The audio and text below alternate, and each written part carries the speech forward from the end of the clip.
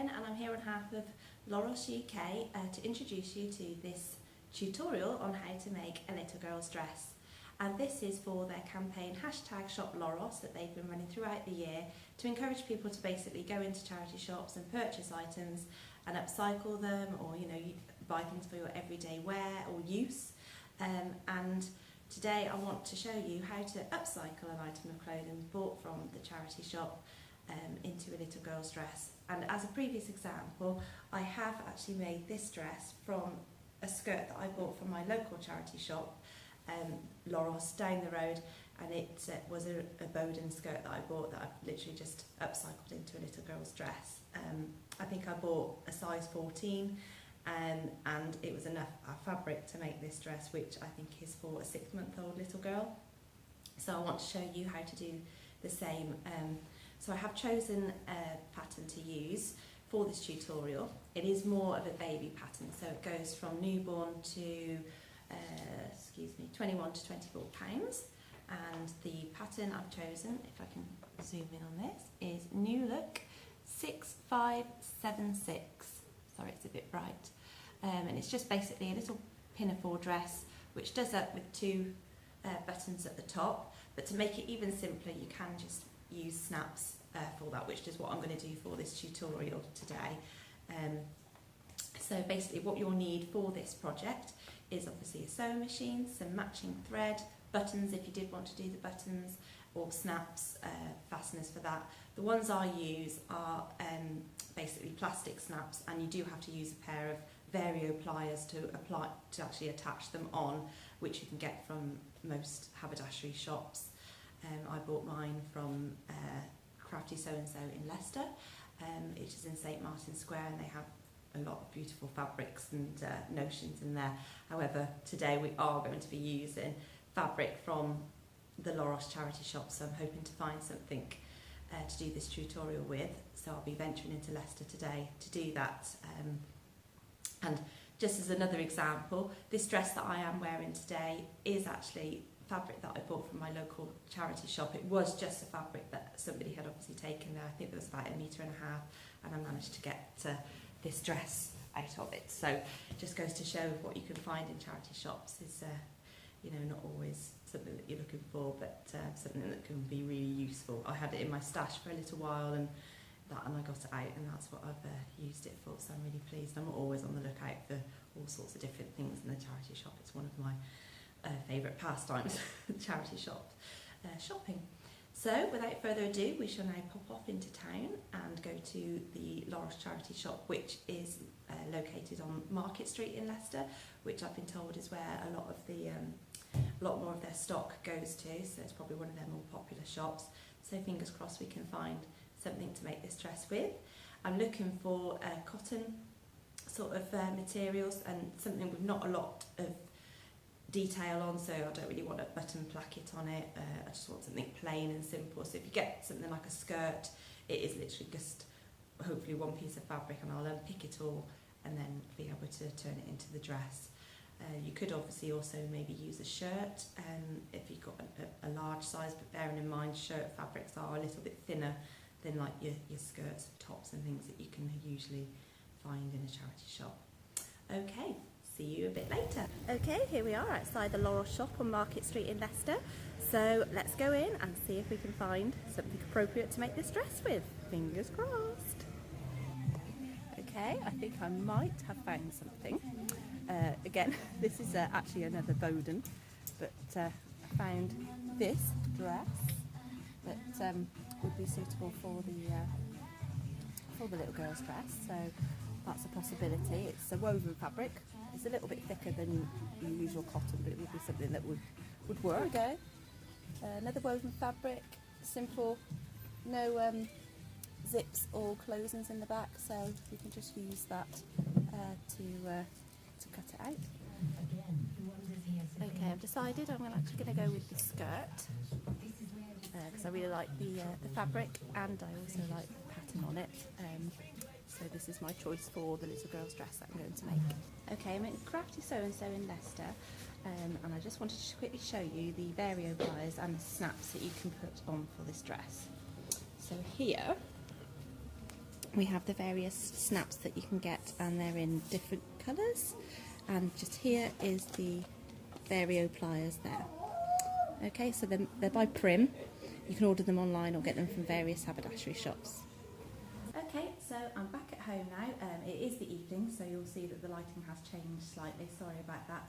And I wanted just to show you the skirt in its full glory, and also just to talk about the pattern a little bit more, and just some tips before we actually do start the tutorial. So here is the skirt. As you can see, it's got a nice texture to it. It's quite a thick fabric, but I think once I take the lining out, it actually has an acetate lining. I'm going to take that out. I'm not going to use it. I'll probably just keep it in my stash. You never know what I might end up using it for. And I'm just going to actually just use the outer fabric for the skirt, for the dress. I have checked the label, and it's a viscose cotton fabric, and it does actually say it needs to be dry cleaned. However, I'm not going to dry clean it. I think the best thing for me to do is just to wash it on a gentle cycle. I think that should be more than enough to serve its purpose for any shrinkage, because what I do with all my projects is pre-wash my fabric for shrinkage purposes, because the last thing you want is to make up a project and then for it to be ruined by it shrinking and not fitting. So I'm going to do that first. So I suggest you do that if you do buy anything, even if it has been bought from a charity shop, because not always has the item of clothing been worn. It could be that it's brand new. On a number of occasions I have actually bought a dress or something and it's got the original tag in it from the shop, so just check that, but hopefully if you do purchase something from the charity shop, then it should hopefully have been worn and washed, and you can just avoid doing this at the beginning. Okay, so that's the skirt. I'm really pleased with that. It's a size 8, so it is quite small to be upcycling into a different project. However, I've checked that the pattern fits, and I'm just going to do the newborn size just to make sure that I've got enough fabric there. So that is one thing to bear in mind when you do go into the shops.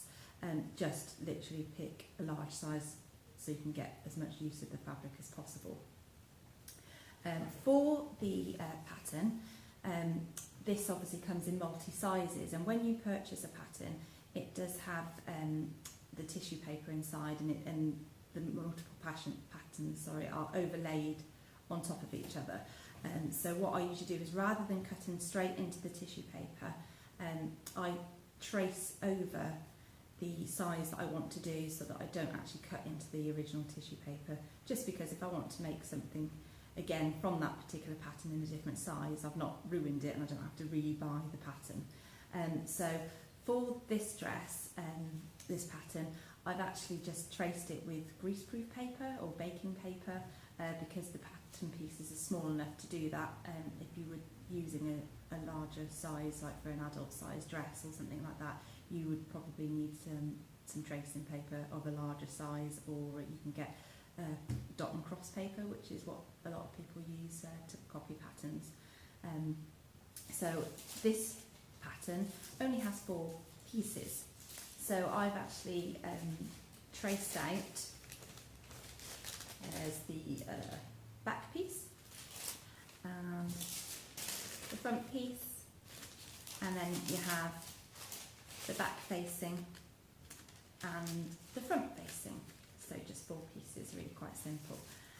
But obviously the next thing to do is, once you've pre-washed your item of clothing fabric and copied out your, traced out your pattern, then it's time to start unpicking the item.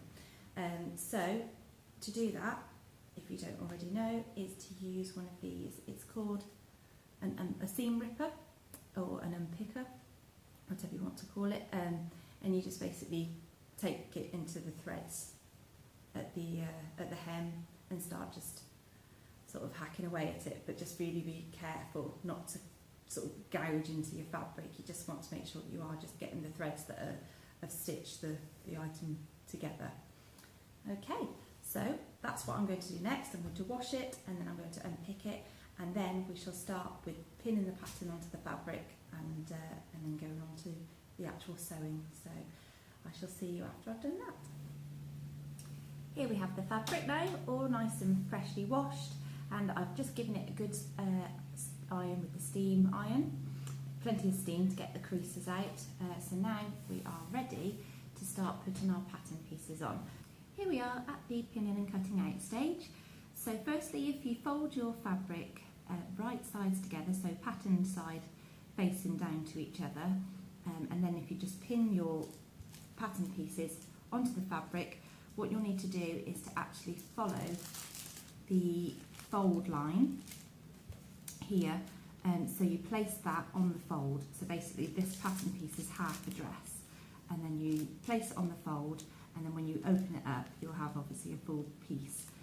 So if you just pin it to the fold, and then once you've done that, you can add any markings that you need to onto the reverse of the fabric. And to do that, I just use one of these dressmaker's pencils that you can again get from any haberdashery shop, and it is literally just like a little crayon. And to mark the actual markings, it is just like things like buttonholes and where the buttons go. So this one obviously is for where the button is going to be placed, and I just literally unpin the pattern piece off the fabric, and then just make a little mark with the pencil, as you can see just here, and then just place it back on there. And basically the next thing you need to do is cut out little notches on the fabric, and you'll see that on the pattern piece again there are these little triangle bits, and this is just to show where the fabric needs to be aligned together when you come to sew it and pin it. So to do that, you just take a little pair of scissors and you just put a little snip in the middle of the triangle, like this. Okay, so just make sure that's gone through. Yeah, and then you'll just get a little, basically, a little flap there. So I'll carry on doing that around the rest of the triangles, and then we shall then unpin and start piecing the pieces of fabric together, ready for sewing. Okay, so I've taken the pattern pieces off the fabric and I've put all my little notches in. So there you'll see a little snip there, if you can see that. And I've done that on where all those little triangles were. Where the markings are for the buttonholes and where the buttons go, I've just made a mark. I'm not, again, like I said, I'm not actually going to use buttons for these, but it's nice to know sort of whereabouts it should be. Obviously, because we've done this on the fold, you will need to do it on the other side. So before we open up the fabric, I just turn it over, and then I'm just going to relay the pattern piece onto the other side. I'm not going to pin it, literally just relay it on so I can see where those markings need to be on the other side of the dress. So take my pencil, and the dot is just here. So just peel it back, literally I put it on top of the tracing paper, and I just sort of peel it back, and then I know it was about there, and I just make a little mark.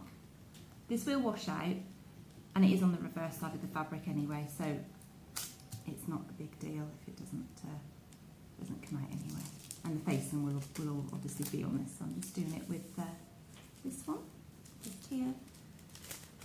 So it's about there. Let's do a line like this. Okay, so there we have it. We now have our pattern pieces ready. So if you open them up, you'll see that's the back of the dress, and those notches that I was referring to, always on the armhole at the back, you'll have 2 notches there on each armhole, so you know that that is the back if you had back and front that was the same. And then on the front armhole there's always just only 1 notch. on each armhole. So if you're ever putting in a sleeve, the sleeve would have the same notches, and then you'd know which sleeve belonged to which side of the dress. So there we are. Okay, so now we are ready to start pinning the actual fabric to each other, ready for sewing. Okay, let's pin. So back piece facing up and front piece facing down on top, and literally we are going to pin the side seams because this is what we're going to stitch together first.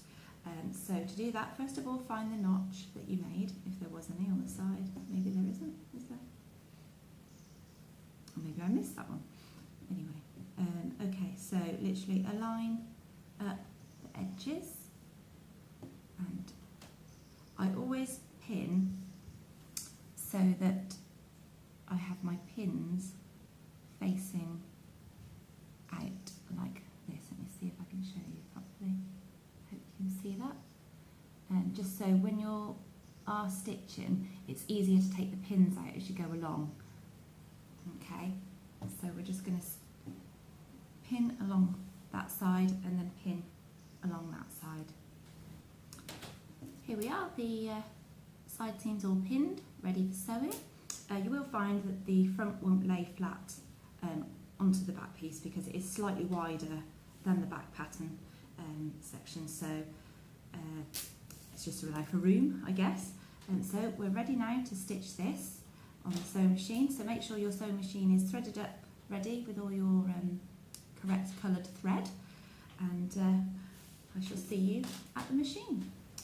Okay, so the seam allowance is 1.5 centimetres or 5/8 of an inch, whichever you prefer to use, and you should have the these numbers on your pad here.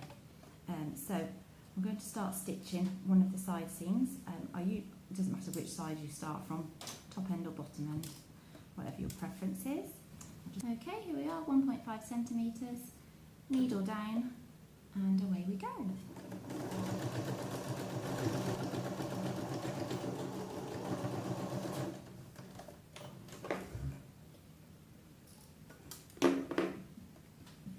Okay, so they're both stitched. I'm going to take the pins out and just snip off the excess threads at each end. You will notice that I didn't take my pins out as I went, which is very naughty of me, so perhaps it is something that you should get in the habit of doing. And then we shall need to finish the seam edges, as this fabric in particular is a bit frayy, and if you wash it, it will just all unravel, so we need to finish the edges by doing a zigzag stitch along there, and I will be changing my foot for that, because I have like an overlocker foot attachment for it. You don't need to use it, just a standard zigzag stitch will do the job, but it just looks slightly better. I think it just finishes it better on that foot that I have, which I'll show you. Okay, so here is my overlocker foot, which I'll be using just to finish those seams at the side. So I'll just swap over the foot literally by pressing a button at the back of my sewing machine and then attaching this foot.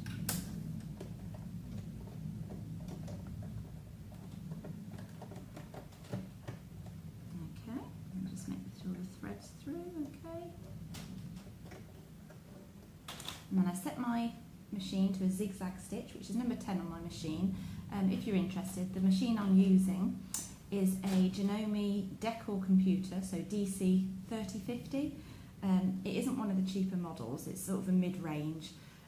You can get more standard models that would certainly do the job absolutely fine. But just so you know, that's the one I'm using, so all the attachments for this are obviously a Janome machine. Okay, so I'm going to finish this edge, so I've put it on my zigzag, number 10. I'm not changing the width, anything like that, and I'm just, before I do that, I did just snip off half of that seam allowance, just so it's not such a big seam when it's inside, because I think it can be a bit scratchy otherwise.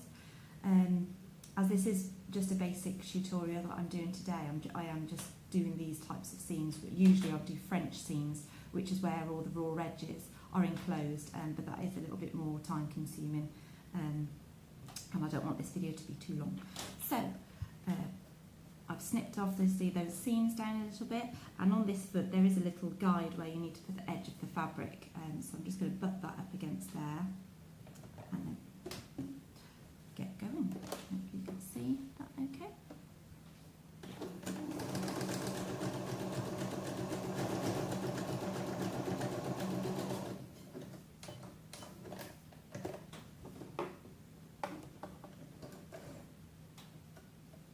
Okay, and then you can't really see it very well on this fabric because the colour of the thread I've used is so close, you can hardly see, but you'll see that there is still a little bit of frayedness going on there, but that will not unravel in the wash, so it just prevents it from coming undone anymore. You can snip those little pieces off, which is what I will do at the end, just to get rid of that because it looks a bit untidy, and I do like it to look neat.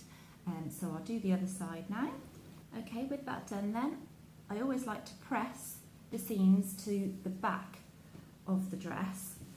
So you just need to take it over to your iron, which should be on a steam setting, and then just literally iron it to the back. So the best thing to do is actually to put the dress through, onto the ironing board, and then you'll get it nice and flat and be able to just iron it so it's against the back section of the dress. So I'll do that on both these side seams, and then we shall take you on to the next section of attaching the two facing pieces together, which essentially is exactly the same as what we have done with the front and back pieces of the dress.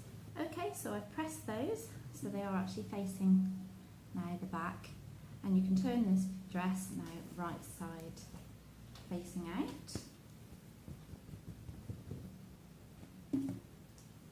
And for the moment we are just finished with that, so just pop that to one side, and then take your front and back facing pieces that you would have done the same with earlier, putting the snips in the notches, those triangle sections, and then we're going to do the same. So we literally are putting right sides together, printed side to printed side, finding those two little notches and aligning those up, and then pinning them together.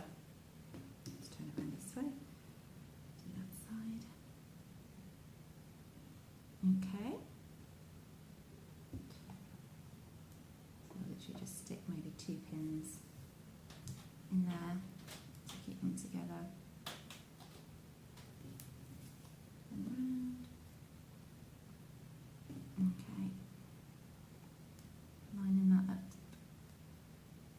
If you have forgotten to do the notches, it's really not a big deal because the pieces are the same size at that edge, so you can just align them. Okay, so now I need to change my foot back to the normal one to do a regular stitch, and then I'll overlock the side sections again once I've cut down the side seams just by half. Okay, so I'll do that, and then we shall come back onto actually attaching. No, we won't. We shall actually need to finish this edge because this is a raw edge that will be on show, and the best thing to do is I'm literally going to fold over a section, just a tiny bit, and press it, and then I'm going to literally finish that edge as I have done with the side seams for the zigzag stitch. Okay, so my facing piece I've stitched exactly the same as I did for the front and back of the dress. Side seams together, then finished the raw edges after I'd cut them half of their width. And then I've literally just pressed those seams to the back of the facing piece, and then I've just folded the raw edge at the bottom under, just maybe by a couple of, I don't know, maybe 3mm. I don't know, not very much at all. Literally just so it is a neater finish. When you do the zigzag here, you haven't got those raw edges sticking out like you did on the inside of the dress. That is literally because it will sit against the back and front of the little girl, baby, wearing it, so it is a little bit more comfortable, and also it just looks nicer because sometimes obviously when you've got it hanging in the wardrobe you can see that facing. Okay, so I'm going to zigzag that. To do that, I'm going to take this piece off my machine, because when you have a circular piece that's a little bit smaller, it's easier to put it around so it goes under the machine. So it's like when you're doing a cuff, it's just slightly easier. So I'm going to zigzag on there. So I'm going to butt the fabric up against the little end of this foot, so that the fabric is right in the right place. But I am actually going to start at a side seam, because I always think it's better to have those overlapping stitches in a place where you're not really going to see them. Okay, so I've got it at number 10, my zigzag stitch, butted up that fabric to that little knobbly bit, needle down, and away we go.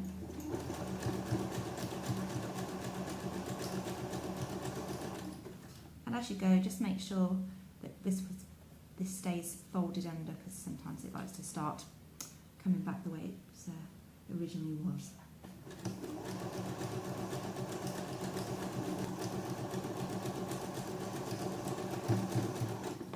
Okay.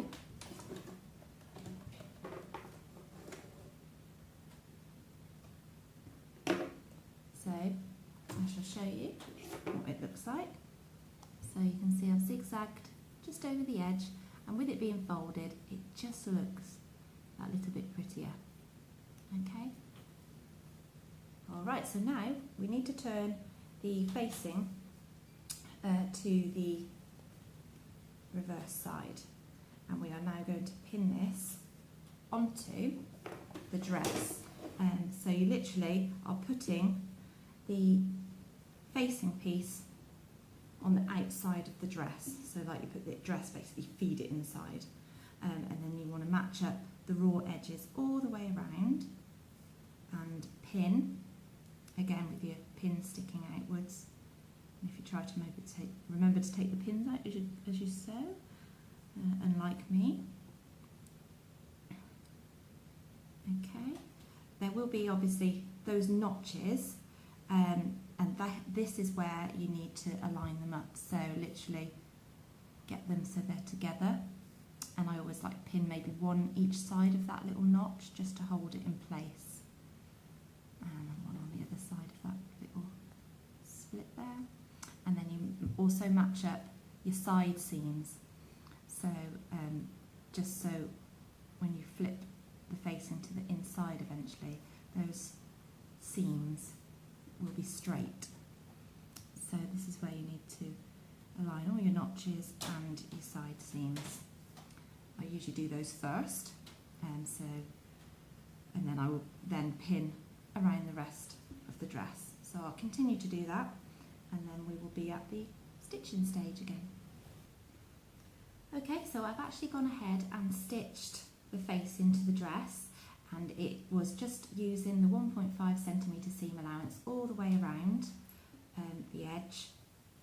And when you come to do the strap sections on the front and on the back, you'll need to make sure that when you come up with your sewing machine stitching along this line, instead of just going off the edge of the fabric there, you'll need to make sure that you kind of guess roughly where 1.5cm is in, and keep your needle down, and then lift your presser foot up and pivot your fabric so that you're able to start stitching along, and stop again where you think 1.5 centimetres is that side, and then do the same, keep your needle down, lift your presser foot, and then stitch down, and that will literally make it square, because the last thing you want to do is run off your fabric and then you'll have nothing here because there'll just be a hole there.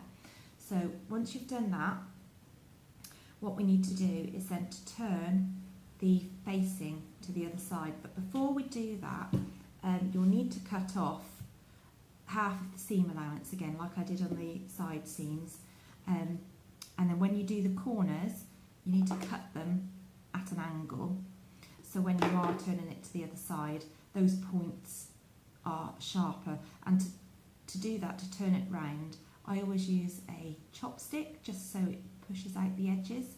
So what I'll do is I'll carry on and cut half of this seam allowance off, and then obviously a slant on those corners, and then we shall flip it through to the other side, and I'll show you how I do poke that with a chopstick, and it is fairly easy. Okay, so with the edges just snipped down half its width, on the sections where there is a curve, you will just need to snip into that, just a touch, a little bit like the notches, just a little snip, and it is literally just to help the facing lay flat. When you flip it round, it will just create a smoother bend or finish or whatever. So I should do that now, and you need to be careful not to snip into your line of stitching, because obviously you'll create a hole. So it is literally just as you've got the curve here, take a snip like this. It just helps that little section of the seam allowance, when you turn it around, it just helps it to spread, so it makes it easier to lay flat on a curve. So I'll just do that, and then we can then flip it through. Right, let's turn the facing round then. So just carefully poke it through all the way around. You will need to give it a press afterwards, just to make it lie flat, and then we will be doing a little bit of stitching on the outside of the fabric just to make it sit flat anyway. So it's these straps, that the back ones, where they get a little bit stuck, and you need to maybe just have a little bit of a helping hand with a chopstick. I just use the blunt end rather than the point initially, just to poke that through, and then I will just use the pointier end, so where we get to the bit where it's the square, so I just literally get it and just ease out the point with the sharper end of the chopstick. Just there we go. And so I'll continue doing that all the way around, and then we will be looking to stitch around the edge, just to stop it from that facing from rolling out. Lovely, so we now have the facing flipped in, and I've pressed it with the iron just to make it lay nice and flat. And so the next stage is this stitching that we're going to do, just literally around the outside of the dress, just down a little bit. So we'll do that, and that just keeps it laying nice and flat. You will also need to have this part of the facing at the side seam, just to make sure that that's actually going to stay in place. You can either stitch in the ditch, where you stitch a line of stitching right down the seam line, or you can just hand sew a few little catch stitches here, just to stop that facing from flipping out. Okay, so that's our next stage. Okay, before we start on to the next bit, what we were going to do was obviously stitch round the edge of the dress to keep the facing in, but I've actually decided I'm not going to do that on here. The good thing is about patterns is you don't always have to follow the rules, and I'm changing the rules, bending it slightly, because I think it just looks better without it. So I'm just not going to do that, but it's optional. So if you do want to do it, it's really easy. You just literally follow the line all the way around the edge, just to put a neat row of stitches around there. You could put decorative stitches if you're experienced, or you could just keep it simple and just use a straight stitch. And you just want to do that literally 1/8 of an inch, sorry, not an inch, 1/8 of a, yeah, sorry, 1/8 of an inch down from that. If you prefer it a bit wider, you could do it more. But yeah, I'm not going to do that on this one. So you'll notice that I've actually got some thread sticking out of the top of the strap pieces on the dress, and also on this side 2 little green threads where the buttons should be. Now I've done that because we made the markings on the reverse of the fabric, so what I did was I just turned the facing back through the other way, and I just hand stitched some thread through, so I knew where it was on the front, because obviously we didn't put the markings on the right side of the fabric because I don't think it's necessary. I think it's easy enough to just turn it round and do it with some different coloured thread. And I just used some of this thread here. It's not cotton, it's like a silk, an embroidery silk, and I just used a couple of strands out of that. Okay, so the next thing I'm going to do is actually stitch in the ditch down this seam line here, just so the facing does stay in on the side seams, so it will stop it flipping out on those bits. So that's what I'm going to do. I'm going to just use a straight stitch and literally just stitch right in the seam line there, which is called stitch in the ditch, which is a quilting term. Okay, so that bit's done. As you can see, I've stitched it down so it doesn't lift up anymore on both sides. And then I'm just going to leave the rest as is.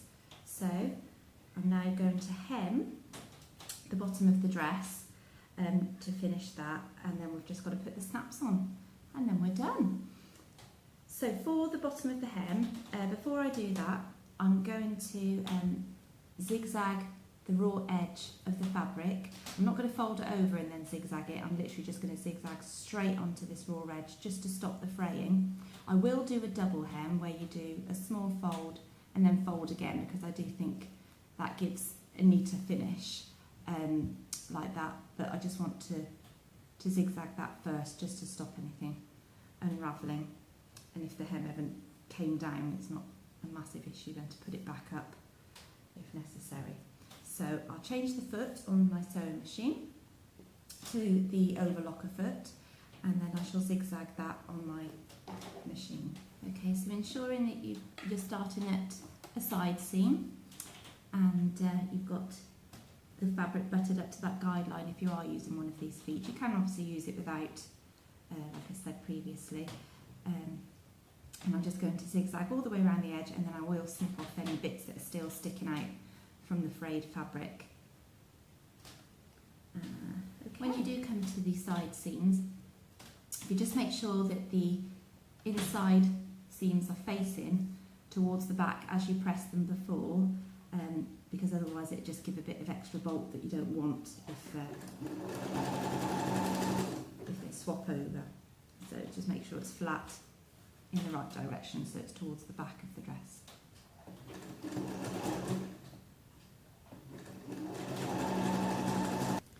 There we go, all overlocked on the raw edge.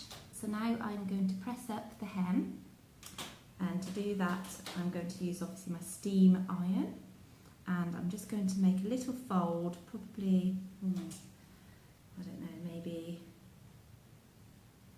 a couple of centimetres like this, that sort of size, and then I'll fold it again a couple of centimetres. So I'll press it a couple of centimetres first, then press it another couple of centimetres, so it'll be a double hem, and then I will literally top stitch along the top, on top of the dress, to keep that in place. So I'll take this over to the ironing board, and then we'll come back and stitch that hem. Okay, so I've steam ironed the hem into a double fold. I have put some pins in, not loads, just a few, just to hold it in place, as it did start flipping out. And I've just measured it, and it's actually measuring ½ an inch that I've folded over, so it would be an inch in total off the end of the dress. So I'm just going to stitch along the edge just to hold that hem in place, just with a straight stitch, and we'll see how far I need to go in with that. Okay, I've had a look on my machine, and I'm going to follow the line for 2/8 of an inch to get it in just the right place, so it will catch that seam underneath, so I know that it won't be above or too low. And needle down, 2/8 of an inch, and off we go. Oh, got a bit stuck there. I'm going to take some pins out this time, try and be good.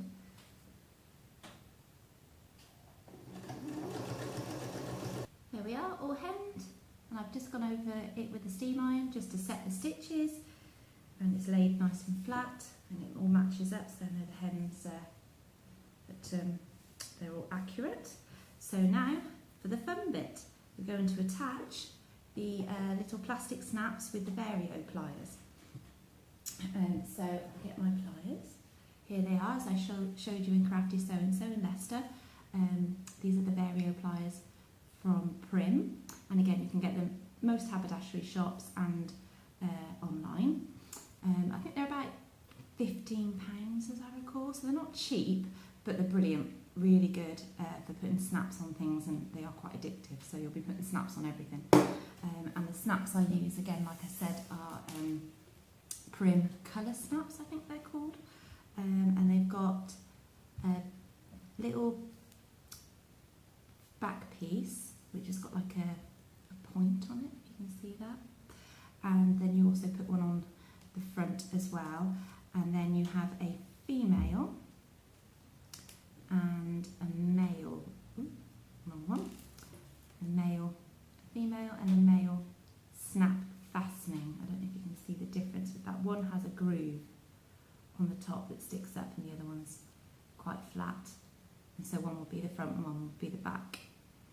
Okay, and then for each snap you need 2 of those, and then one male and one female little bit. And I think for this dress, rather than just having one snap in the middle, I think I'm going to put 2, just because there is enough room to have 2, and it also just makes it a little bit more secure, but it's totally up to you, your preference.